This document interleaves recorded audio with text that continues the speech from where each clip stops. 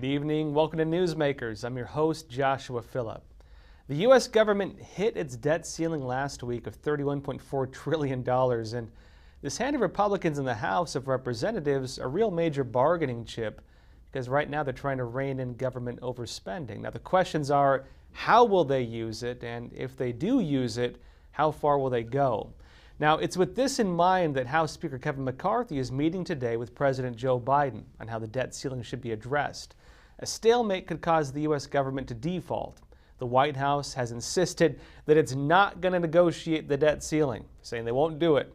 House Speaker Kevin McCarthy is suggesting that he will not use the debt ceiling as a tool for negotiations. We'll see. I'm not here to play political games. We've got 5 months to deal with the debt ceiling. I think in an adult way and a very responsible way to sit down sensibly and work together. I have a lot of ideas that I'll sit down with the president with. Now, the problem with the American debt, it's getting pretty serious. Taxes bring in roughly $4.9 trillion each year for the federal government. And by January, interest rates on the national debt were roughly $853 billion. That's more than the entire defense budget. That money does not go to public schools or to building roads or anything else that benefits taxpayers. That money, that roughly 1/5, 1/6 roughly of the American tax money going to our government, goes to those who hold U.S. government debt.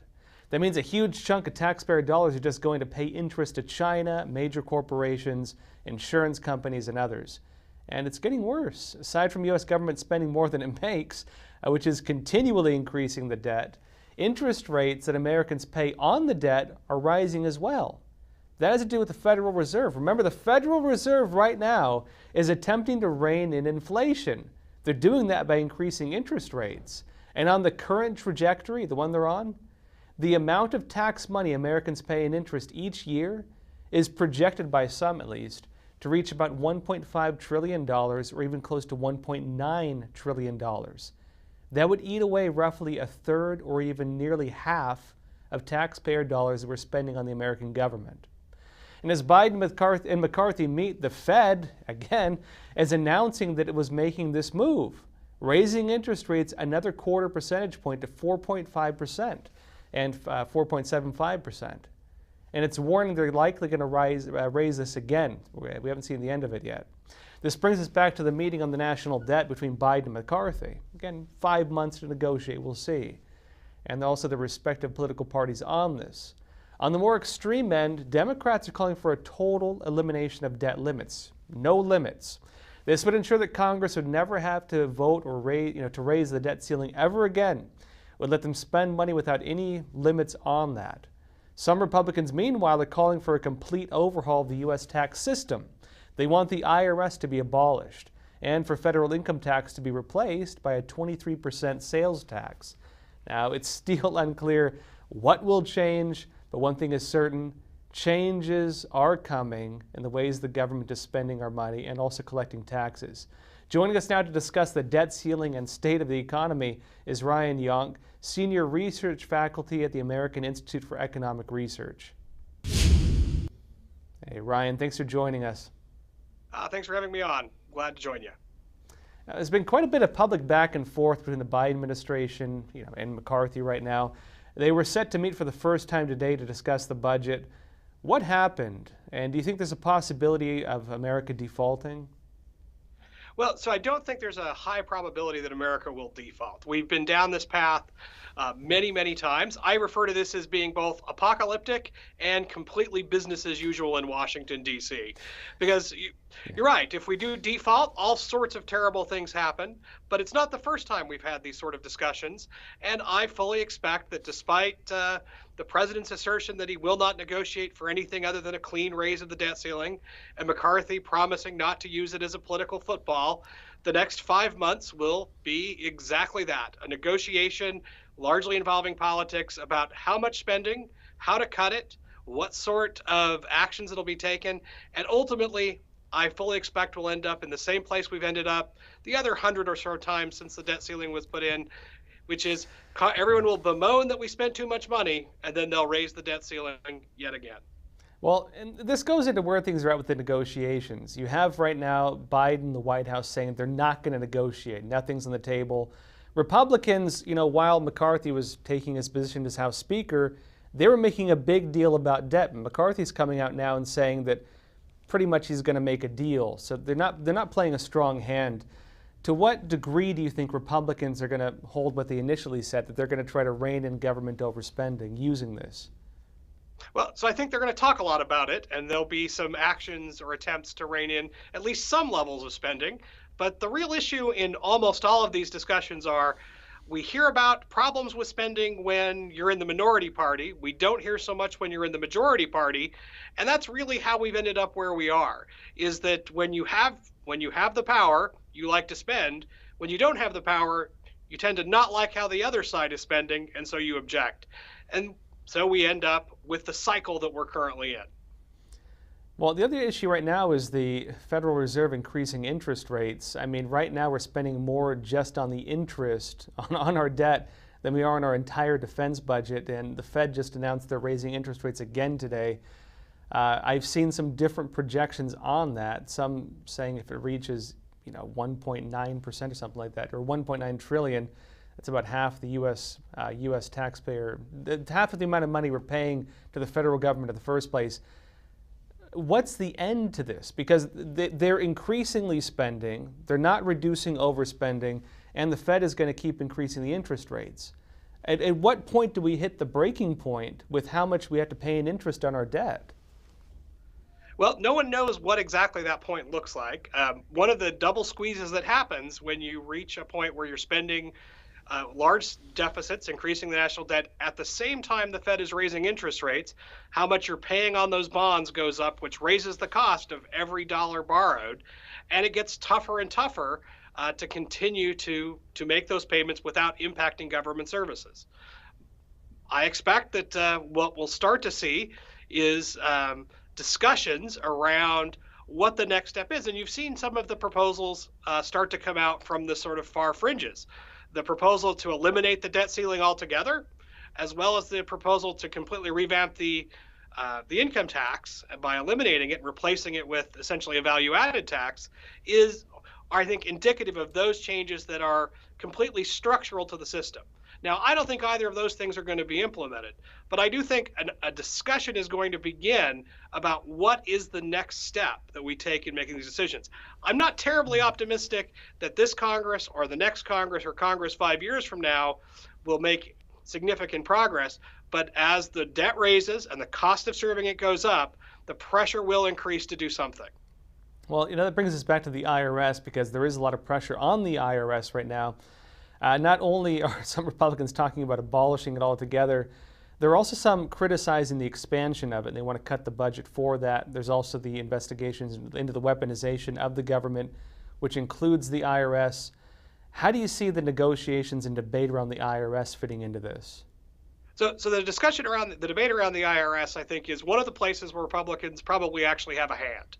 And that is, you'd be hard pressed to find anyone that loves their neighborhood IRS agent that's come to audit them. And the expansion of the $80 billion that's intended to expand the number of agents to conduct more audits isn't going to make them a lot of friends, especially as it becomes clear that that's going to push audits down farther and farther into the middle incomes. And that's really what an expansion would do, is it's going to increase the number of audits, because you can talk about it going after billionaires over and over again, but if you're adding that many agents, there are not that many billionaires that those agents would spend all their time on. It's likely to increase the number of audits, push down the income threshold.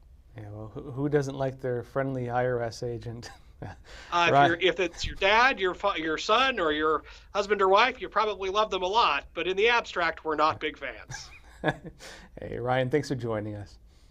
Absolutely. Thank you for having me on. Now, coming after the break, we're joined by attorney Jenna Ellis. The Biden administration is considering declaring another public health emergency, but this one's over abortion. Hear more after the break.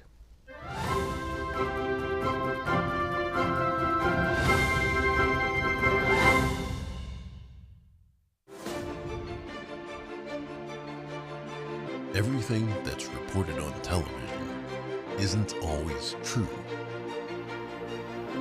But it should be. NTD, the power of truth.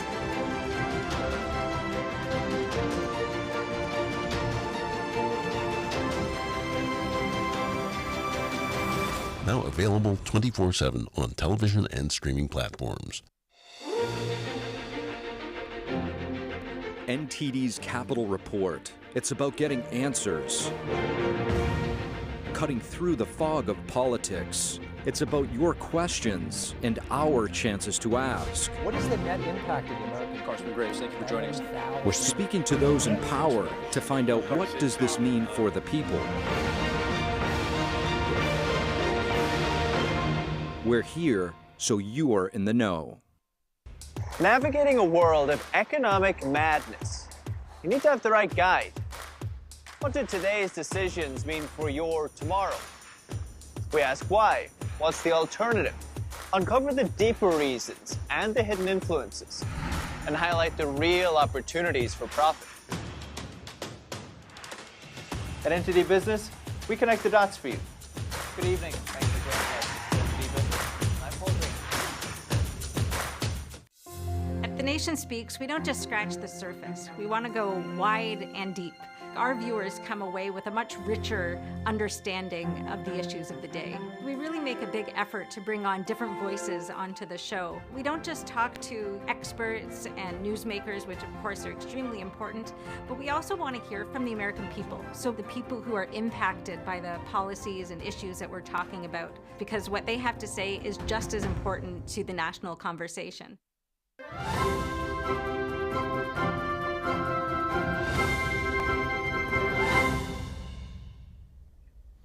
Last year, you'll remember the United States Supreme Court overturned Roe v. Wade, and that decision returned abortion regulations to the states.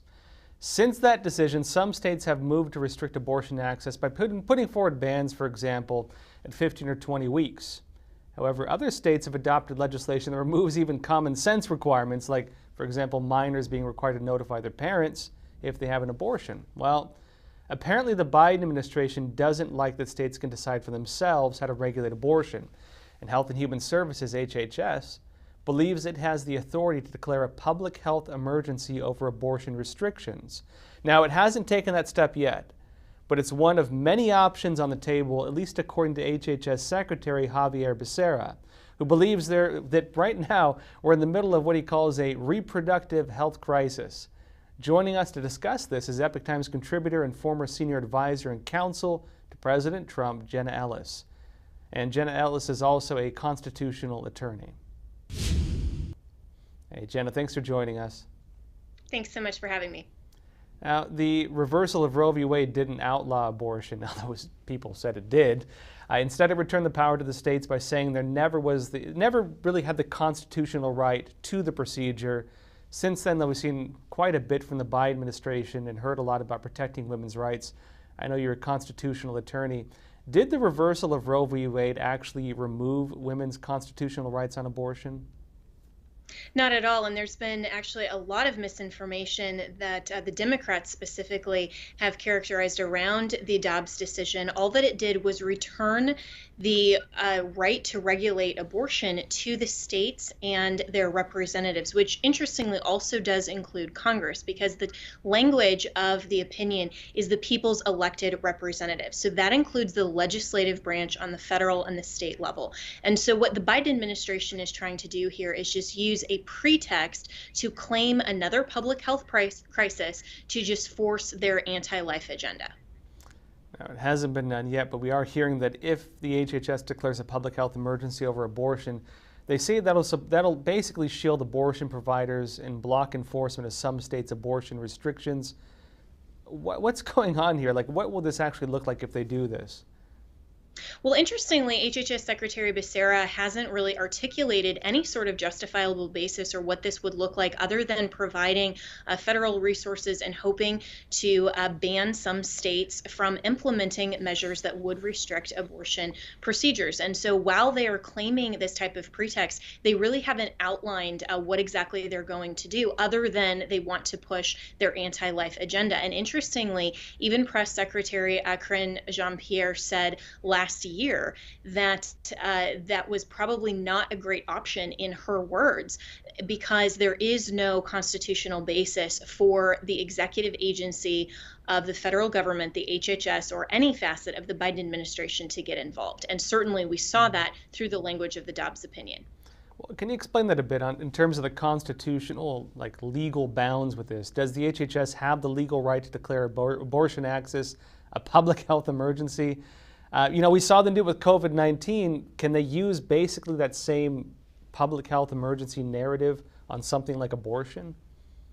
They can try, but that's a great example with COVID. And we saw how even the states on the executive level and governors tried to use their emergency powers to simply declare an emergency when they saw fit and with no or any real basis. And so to just declare that reproductive health rights are somehow an emergency when it's up to the legislatures to determine the best restrictions and the best legislation and law for their state, then that really is no justifiable constitutional basis. And so what really needs to happen in terms of declaring these so-called emergency powers and usage over something that is clearly a political agenda needs to be restrained. And so a lot of state legislatures are actually looking at their emergency powers acts and trying to rein those in so that governors of states, and here Congress, I think, should look at the exact same use of health emergency status on the federal level and restrain the federal government and any executive agency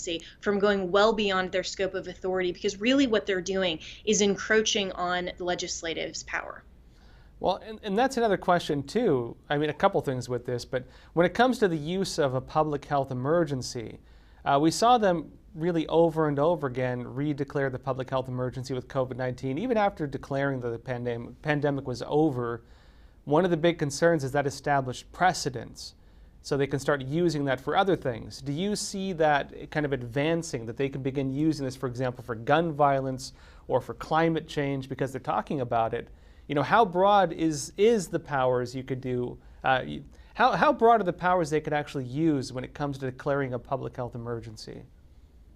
Well, on the federal level, the Constitution provides very specific delineation between what the legislature has authority on, what the executive branch can do, and then what is reserved through the 9th and 10th Amendment to the states or to the people.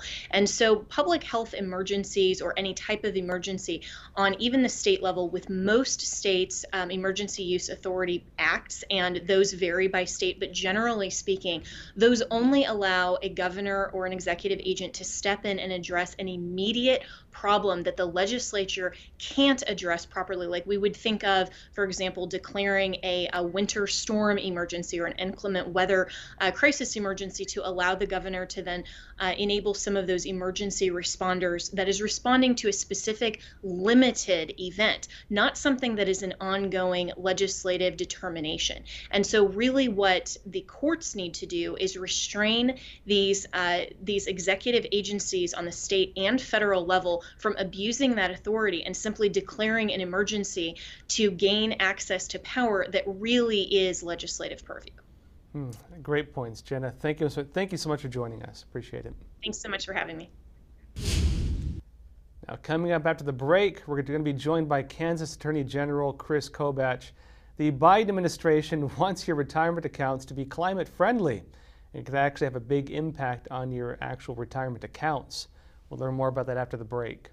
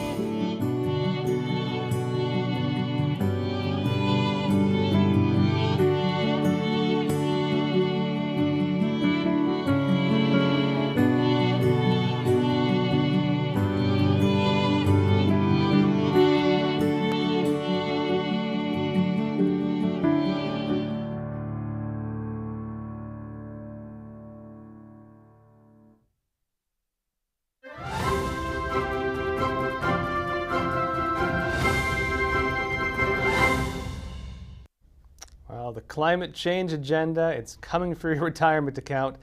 In November, the Biden administration unveiled a Department of Labor rule that went into effect on January 30th, and it allows 401k managers leeway to now invest in ESG funds, environmental social governance. And while that might not sound too concerning initially, again, I mean 401k managers make investment decisions all the time.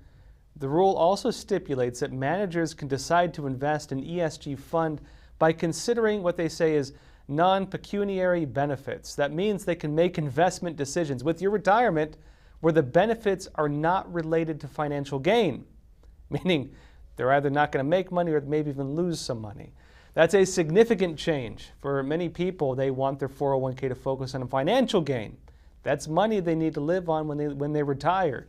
This rule impacts over 152 million American workers right now. And folks, there's a bit of pushback regarding Biden's new rule. 25 states are suing the Biden administration. Joining us to discuss it is Kansas's Attorney General Chris Kobach. Hey Chris, thank you for being here. My pleasure. Now, Kansas is one of the states suing the Biden administration over its rule allowing 401k managers to invest in ESG funds. And apparently they're going to be able to invest in ESG funds they know won't really bring in financial gain. Can you walk us through what's happening with this? Yeah, well, what the Biden administration's new rule is doing is freeing up the investment fund managers to consider these ESG factors, which is, as most people know, environmental, social, and governance factors, in deciding which companies to invest in. And what that means in real terms is that companies that have anything to do with oil or fossil fuels, anything to do with firearms, anything to do increasingly now with things like agriculture and the beef industry are going to be excluded. And that means that in almost every case, the return on investment for those funds is going to be lower because you're taking investment options off the table. And what this latest rule does is it basically says you can consider these non-pecuniary factors when deciding where to invest the retirees' funds. And our lawsuit says, hey, wait a minute, that violates the express terms of ERISA, which is the 1973 act that President Ford signed into law that is designed to protect the employee retirement savings in these funds. And we're saying, look, you as an agency, and it's the Department of Labor under Biden that's doing this, as an agency, you can enact regulations, but your regulations cannot contradict the exact express terms of the law. And Section 404A of the law says very clearly that they have to act for the economic benefit of the retiree, for the person whose assets are being invested. And using some left-wing agenda to invest the money is not working to the financial benefit of the asset holder, of the workers. And most of your viewers probably have funds invested in some sort of retirement plan that will be affected by this. Now, if it's allowed to stay, the ESG requirement rule is going to impact approximately 2/3 of U.S. population's retirement accounts, and it'll do so without their permission or say-so. What does that mean, legally? I mean, is it legal for Biden to make this kind of law without Congress? You mentioned it's a Department of Labor not going through the legislative process. How legal is their action right now? It's illegal, and that's why I'm confident that at the end of the day we'll win this lawsuit, the states that are bringing this challenge. An agency cannot contradict the terms of the law that gives the agency the authority to act. If President Biden wanted to do this, he should try to change the law. He should try to change the terms of the ERISA statute and allow ESG considerations to weigh into the investment of these funds. I think that would be a horrible idea because that would mean we would gain less return on our retirement assets. But he can't do this unilaterally as an executive. He can't use his agency regulatory authority to do this. He has to go through Congress to do it. And if I might add one more thing, it's not just the attorneys general who are involved in this lawsuit taking action. There are some legislatures, mostly in Republican states, that are saying, look, we want to protect our state employees' pensions. And for example, in Kansas, we're considering a statute now in the legislature that will protect the employee pension funds and prohibit the use of ESG considerations. And our statute would also protect private investors too and say, look, if your registered investment advisor wants to invest your money, now we're not talking about public employees, we're talking about everybody, he has to tell you. He has to get your written consent before investing in a way that could reduce financial return, all in the name of an ideological agenda. Now, just clear something up for us, because I understand that there's maybe two ways to look at this. On one side, you could say, well, what's wrong with having them being able to invest in something related to ESG? The fine print, I believe, is not really ESG so much as it is basically the new rule that lets them invest without any kind of perceived value. Is that accurate, and what does that actually mean? Yeah, that's an accurate description of it. And basically that means that they can take into account things other than financial value, financial return, or pecuniary interests. So it opens up the door for the investment advisor who thinks, well, I think saving the earth from climate change is a long-term interest that my investment strategy ought to consider.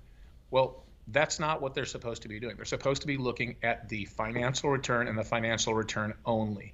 And the Trump administration made that clear in its regulations, which were consistent with the statute. But the Biden administration is now changing all of that.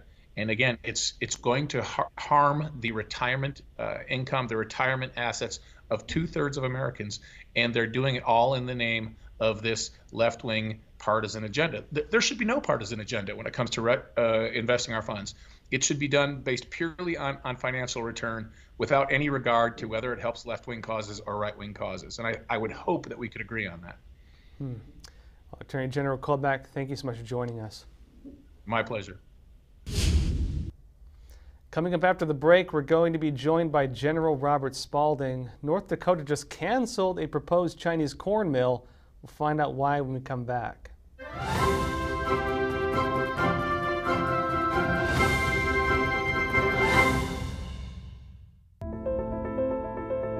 Good evening. Thanks for joining us. There's reporting that can be trusted.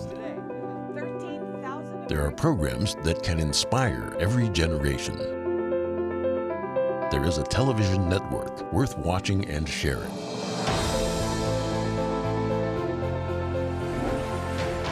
Our commitment is to bring you the facts and to show you the world. We won't be divided by politics, and we won't be swayed by the dollar. We believe in the strength of our nation and the hope in our shared humanity. We are NTD Television, and we are proud to bring you news you can trust and programs that make you smile. NTD Television, now available 24/7 on television and streaming platforms. It's just clear as day. The media, whether it's broadcast, cable, or print media, has become extremely biased. And I started looking online for alternative ways to get information. And I saw an ad for a free trial. And I looked at it and I said, Epoch Times. I mean, come on, this is end of days type of stuff. I mean, what are they going to be talking about here? And I said, well, it's a free trial. Let me dig in. Is it giving me both sides? Is it giving me an objective point of view here? I have looked for opportunities to see where they might be biased, and I don't find it. It has given me a level of trust in media that I didn't think I'd ever get back. I love the Epoch Times because it has renewed my faith in the idea that a reliable, responsible, non-biased source of information is available. And I can say that I love it because of that.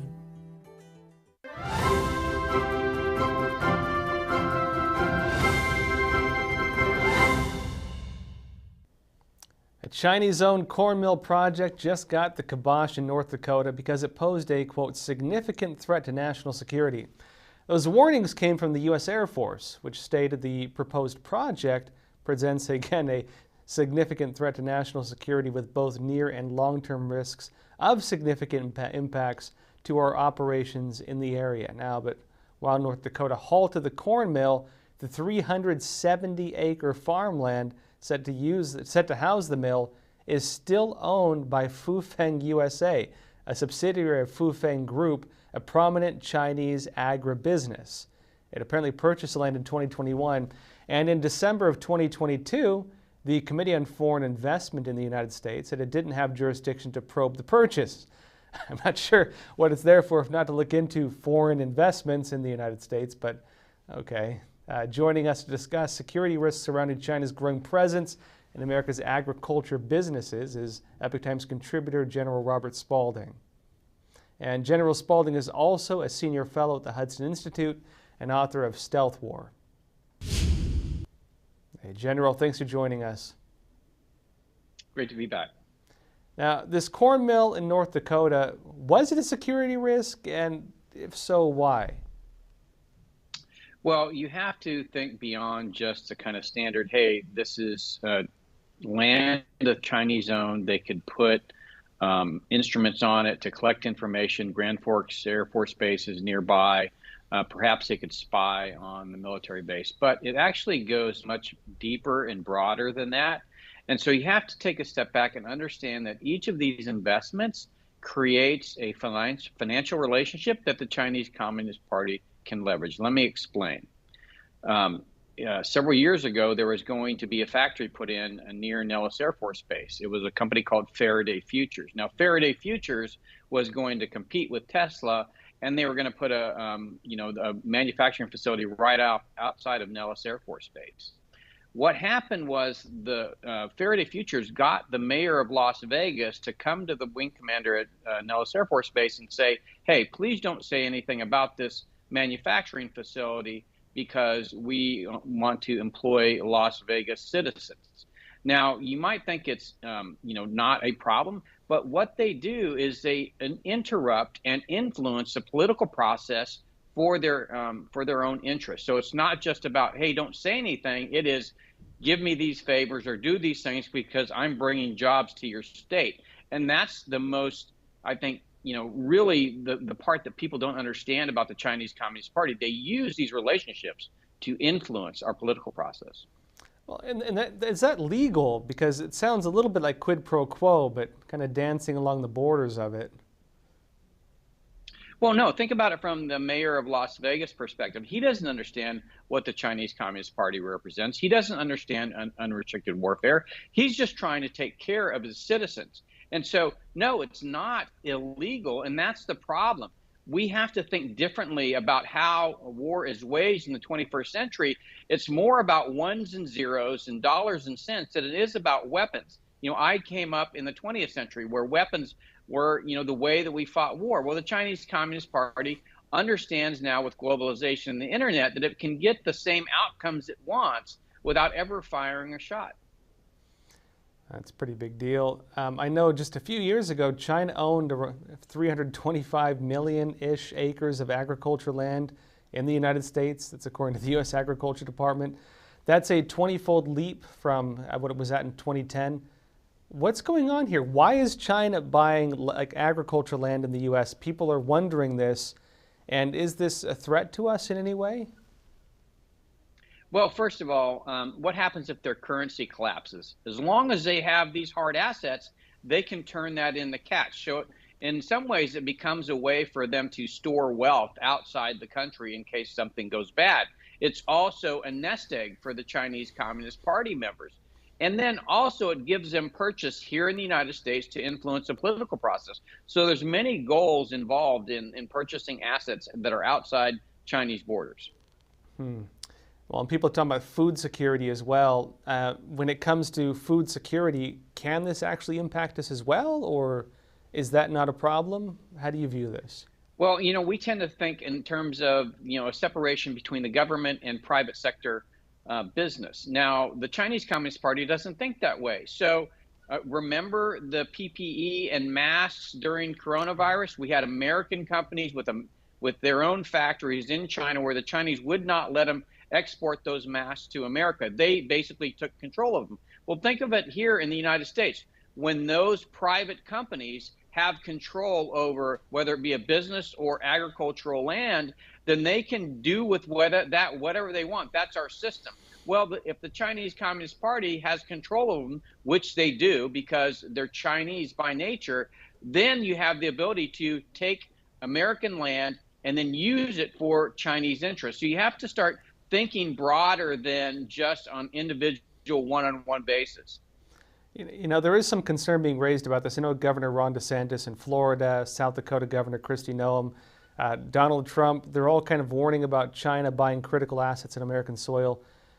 Is this really just a partisan issue, though? And how do you think it should be addressed to maybe make it more bipartisan? Well, the Chinese Communist Party practices, for the most part, political warfare. So the fact that it is a partisan issue is part of the Chinese Communist Party plan. They want to divide America and through that division seek to gain their interest. And so we have to recognize that. And it's not, again, it's not just about silicon chips. It's about everything that they come in contact with. They use it as a tool to get leverage to get what they want. So we have to come together as Americans, and that's both the Republican and Democratic Party have to realize that the country, our nation's assets, what our citizens own are being used against the principles, the values, the very Constitution of the United States to undermine our society, to divide us, and eventually to conquer us. Conquer us by ensuring that our system mirrors them, much in the same way that we wanted through the Marshall Plan to spread democracy throughout the world because we thought it would make us safer.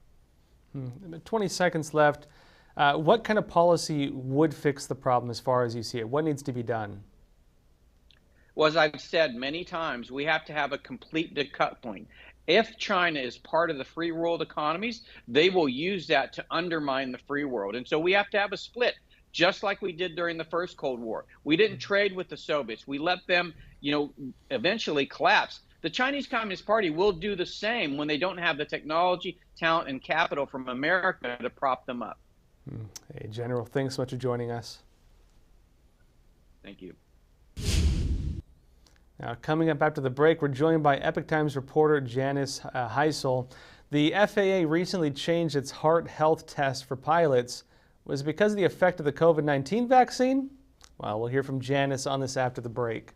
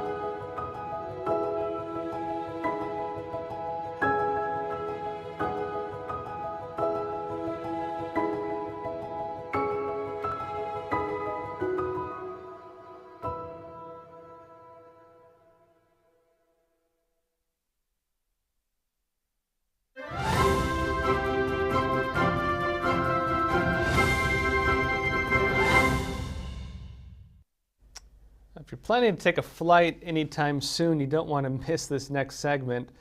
In December, an aviation advocacy group stumbled upon something interesting, an EKG update for pilots that changes the acceptable limits on heart health.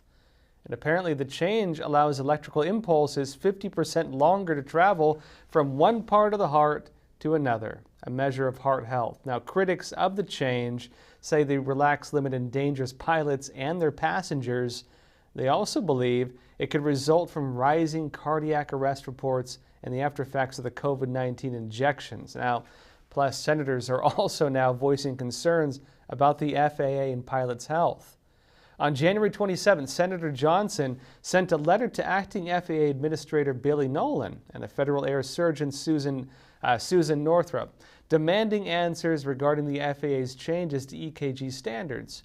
Now, joining us to discuss her reporting on this is Epoch Times reporter Janice Heisel. Janice, thank you for being here with us. Thanks for having me. Okay, so what's going on here? Why is the FAA changing the EKG standards? Why is that a cause for concern? What do we know about this? Well, you know, there are just a lot of questions that remain unanswered at this point. When the FAA did make this change, they didn't specify the reason for it.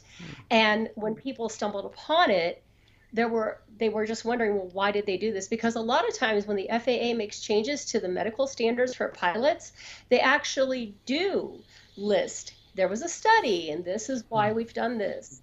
But that was absent in this particular case. So there were just a lot of concerns because of the COVID vaccines, more and more reports of people possibly having heart issues.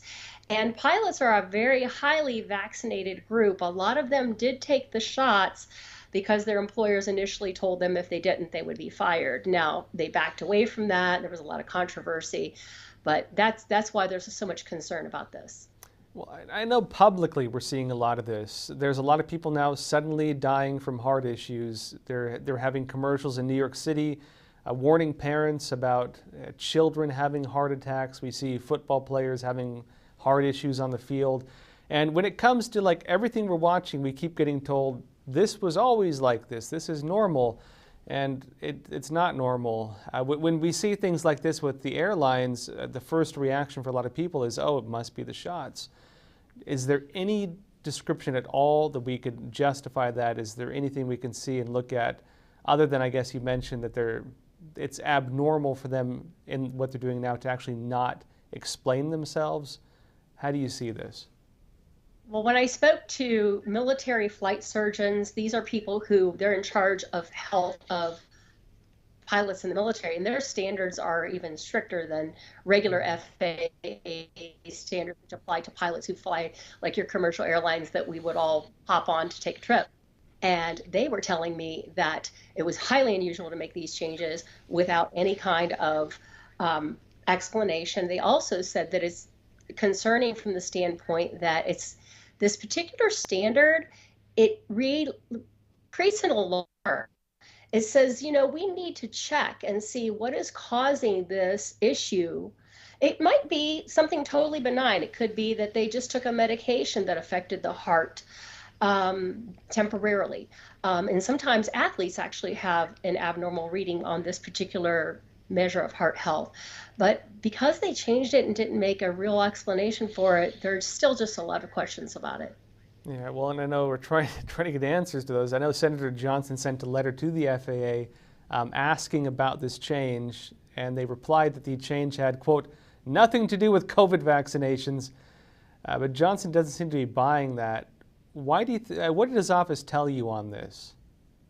Well, Senator Johnson asked a bunch of questions, and one of the things that he wants to know is there a study? Why did you specifically make this change? They said they consulted with cardiologists and felt like that they could safely change this standard. However, this is a standard that's been in place in cardiology pretty much since electrocardiograms have been in use. A couple different cardiologists told me that. So again, they're just still trying to figure out why would you make this change. They said they consulted with cardiologists, but they didn't give anything specific. And Senator Johnson is really hammering on them to come forward with that. Well, that's curious as well, because why consult with the cardiologist if you had no reason to do so? You know, it seems like more questions need to be answered. I know you've been reporting on airlines for a while. You've talked to a lot of pilots as well, stewardesses as well. Are they worried about the COVID vaccines and possible impacts on their health? I mean, what are they telling you privately? Well, privately, there is quite a bit of concern there. Some of them have shared with me that they've heard of specific cases of friends who are now out on medical leave because of problems related to possibly the COVID vaccines. And they're also saying there's a lot of discussion in online private groups, in online social media, such as Telegram and groups like that, where pilots and flight attendants talk about concerns relating to their industry. So it is definitely a point of concern for sure, very high level of concern among those people. They're just concerned for the public, and they're also concerned for their colleagues. I guess just 20 seconds left, but in terms of safety for passengers on an airplane, your pilot has a heart issue because they're lowering the standards. What does that mean for us? We know there is still a second pilot that can take over if something like that, heaven forbid, did happen. But you don't want to create additional. I was told by these flight surgeons that anything related to flight is about risk mitigation, and you never ever want to do anything that would make something riskier. Hey, Janice, thank you so much for joining us. Thank you. Now, coming up after the break, we're going to be joined by Victor Avila. Victor is a retired special agent with the Immigration and Customs Enforcement, ICE, and he's here to give us his perspectives on the southern border.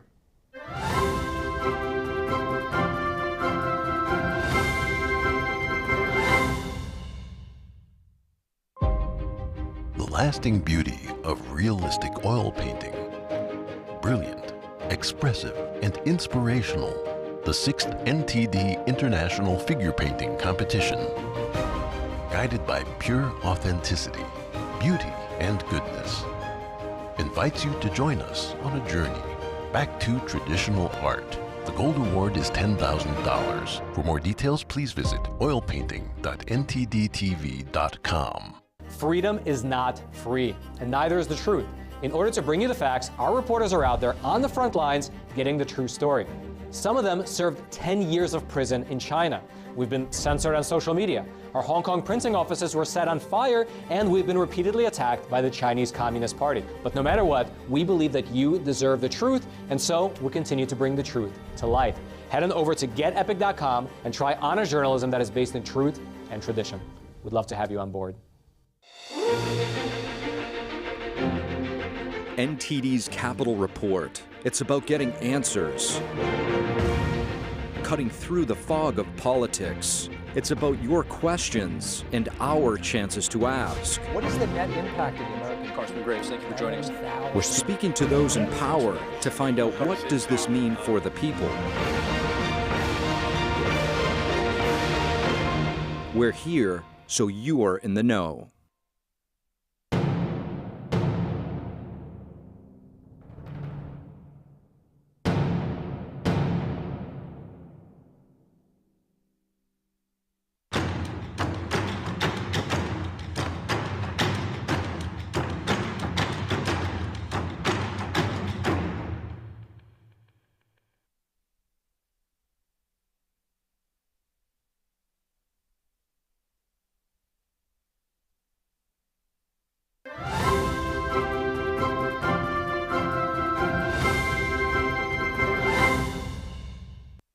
I don't think it's a partisan statement anymore to say the southern border is quite the mess right now. Illegal immigration is at record highs. Drugs like fentanyl are flowing over the border to the rest of the United States, and border towns themselves are experiencing surging crime. We're getting reports right now that terrorists are even taking advantage of the porous border, including from Iran. The House Committee on Oversight and Accountability is holding a hearing to determine exactly what's going on and also how they can help the situation. What does it want to talk to? What do they want to do with it? Border agents, not political figureheads, but the actual people on the ground. Well, apparently Department of Homeland Security Secretary Alejandro Mayorkas was not a fan of that idea. He initially tried to muzzle the agents that the committee called on, and according to Representative James Comer pushed back, and now the agents get to testify on February 7th. It'll be interesting to hear what they have to say. Joining us to discuss this is Victor Avila, a retired special agent with Immigration and Custom Enforcement and author of Agent Under Fire. Victor himself was actually shot by a cartel member, so suffice to say he ultimately understands the threats that border agents face on a daily basis. Hey, Victor, thank you for joining us. Thank you for having me, Joshua. Great to be with you. The southern border, can you give us an idea of what's going on there, what it's really like on the ground for border agents? Let me tell you, it's still, unfortunately, not getting out. It is chaotic down there. The numbers of illegal aliens coming in is one thing. It's the type of individuals that continue to enter this country, convicted felons, rapists, murderers, gang members, MS-13. They continue to be detected. That's why we know they're coming in. How many are avoiding detection? The gotaways is a huge, huge problem. These are individuals that are not being detected, not being detained at all, and being smuggled and avoiding Border Patrol and Texas authorities and Arizona authorities all together and making their way to your neighborhood. And this is what we continue to preach. And I've been, screaming at the top of my lungs that the public safety issue, the national security issue. You mentioned the terrorists. Yes, over 150 of them have been detected on the terror watch list. How many have entered and infiltrated themselves in these groups?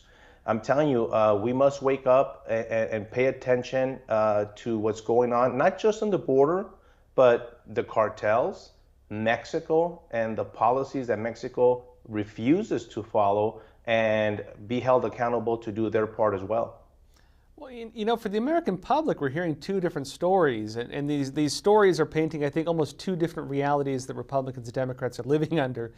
On the Democrat side, they're saying the border is secure, there are unaccompanied minors coming across, we need to take care of them, these are asylum seekers, they're migrants, how can we help them? We need more money for it. That's what they're saying.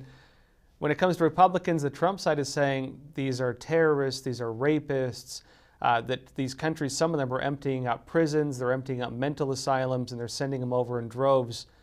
Is there some middle ground to this? Are both sides right? Is one more so than the other? What have you seen on the ground? What are you hearing from people? I'm here to tell you the truth. The truth is we have everyone coming. We do have people that are not criminals other than them breaking the immigration laws. And we do have all the way the other spectrum as terrorists. So we have everything and above coming in.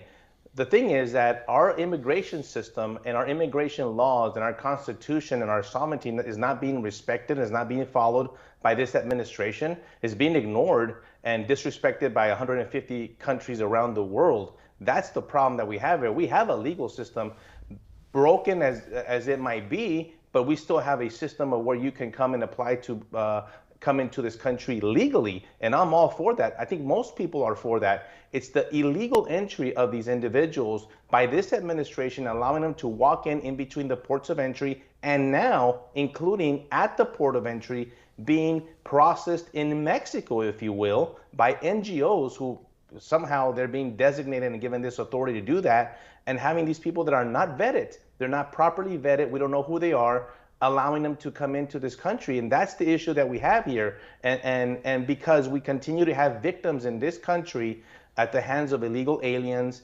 murdered and sexually assaulted, and we have enough crime in our country to deal with it to begin with. Some of us had fallen into the Department of Homeland Security, especially when it comes to terrorist issues. Secretary Mayorkas initially he's opposing border agents testifying before Congress. He's having to back down off that. I know you'd probably talk to a lot of agents. What do you think he doesn't want them to talk about? Well, several things here. First, what I had heard of it was 4 agents that were going to testify, and they had Mayorkas blocked them. I don't think he knew exactly who these agents were and what they were going to say. Now they changed their tune because of the threat of them having subpoenaed and being forced, obviously, to testify, which is a good thing. We want our agents on the field to testify. The only difference here, and I'll make this very clear, is that we have sector chiefs that are testifying, which are the ones that run the show. One of them was the sector chief in El Paso, is now the sector chief of the Rio Grande Valley, and the other one is in Tucson. I'd rather see agents on the ground, on the field testify, because I'm not very sure if Mayorkas has hand-selected these two individuals to make sure that they say what they want them to say, but we'll wait and see what they say. I hope they say exactly what is happening at the border. It's overrun and it needs to be changed. Now, just last point on this, 30 seconds. If these agents from the ground come and do testify, the ones you think will represent kind of a true picture, what do you think the American public needs to hear? They'd be blown away. They would know exactly the overwhelmed numbers of people coming in, and really the chaos in not allowing the real process to take place. 80% of the Border Patrol agents are lifted off the line. There is no enforcement at the border, and people need to know that, and it's a national security and public safety issue. That's pretty concerning. Hey, Victor, thank you so much for joining us. Thank you for having me. Folks, that's all here from us tonight on Newsmakers. Be sure to tune in next Wednesday for a brand new episode. Until then, good night, everybody.